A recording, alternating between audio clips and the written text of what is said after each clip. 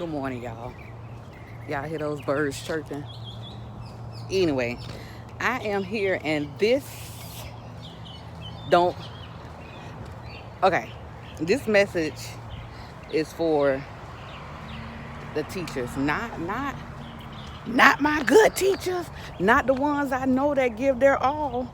Not not y'all. So don't get on here barking if you ain't get hit by the car.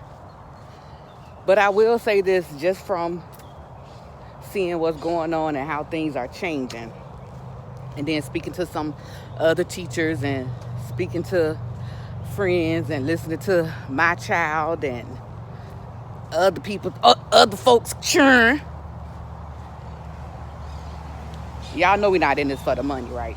So if you are, go ahead and resign and look for something else, because that's not what it's about. We are in it for these kids, and we sometimes forget what trauma looks like. And since I talked about trauma yesterday, I'm gonna stay on trauma the rest of this week. I got one more day to walk, y'all. I only walk 3 days a week, so one more walk and talk tomorrow, and I'm gonna rest. But we forget what trauma looks like, and trauma is much deeper than we know, much more deeper than we even care to go sometimes as a teacher. But my whole philosophy when I was in the classroom, physically in the classroom with those babies, is to teach more than what was laid out in the performance standards. It was to teach the whole child. So you have a child going through community trauma, and people don't even think about that or know about that when all you hear is gun violence and you see people fighting, and your uncles come in from selling dope, and your aunties come in from selling. Your mom is not there because she has to work 2 jobs in order to put food on the table for everybody that stays in that same house. So this is what you see as a child. And you get up and you put on whatever face you can and you go to school. And then the teacher gets on you for being late.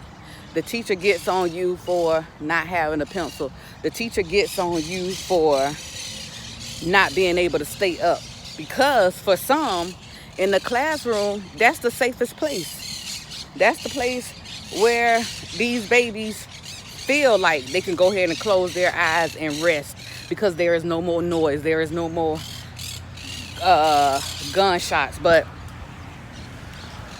we don't think about that, and we don't see that. And we yell at these babies. We tell them to get up. We make sure they got to sit still. Well, we tell them to sit still for 8 hours.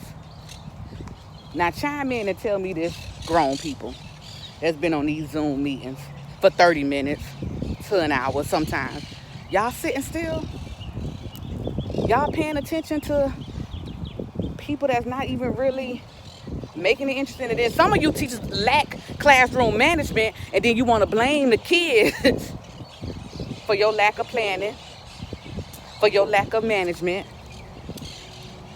But that's another video. But what I'm saying, and the reason why it came to me, because I remember going through my extensive cancer treatment back in 2016, 17. And my baby still had to go to school because there was no excuses. So they still went to school. And I know that they were dealing with a lot. Now, granted, it might have been different because we are different, and I tried not to show weakness, which is another sign of trauma. We'll get into that another time. We think being resilient is not a form of trauma, but it is. But I know deep down inside they were worried. And if they had to go to school and deal with a teacher that had no compassion, that had no understanding, that did not care about anything other than them having a pencil, I would have had a problem. So all I'm saying, And I know we're going through a lot. Everybody is changing. And for some part, that is wonderful, because if you're on that same teach only what's in front of me stuff, I think you should change and go into another profession, because these babies need someone is going to teach the whole child. And I don't tell me about we don't get paid. We know that. We know that.